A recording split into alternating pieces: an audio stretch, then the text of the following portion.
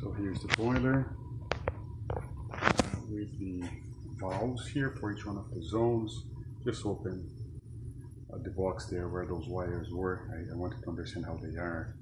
But here's a motor, and the issue is this: either this motor can fail, this, which I replaced already for one of those, not this specific one, but others. And here's the thing: when the motors gets the signal through the yellow wires from the thermostat inside the house, it powers the motor that turns, opens the valve, which is back here. That's the valve that needs to be open, that allows for the circulation. When it opens, there's a little lever that you can see there inside. Maybe you can, maybe you cannot. It's gonna press a small button there. That small button is nothing more than this switch that you see here. So this switch was my problem.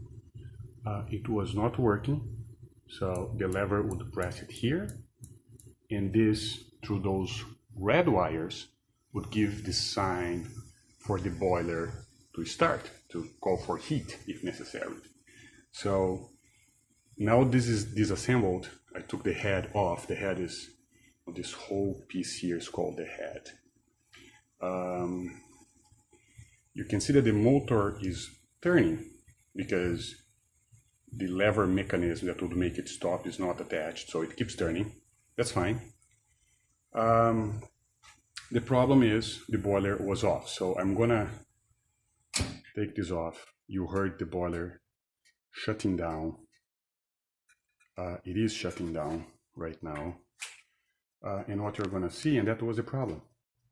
If I press that button, it should go on again. See? Nothing happens.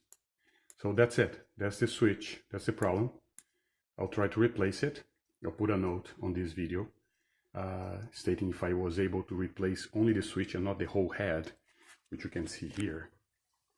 That's, you know, the mechanical part of it. Where this all the motor and the switch are attached.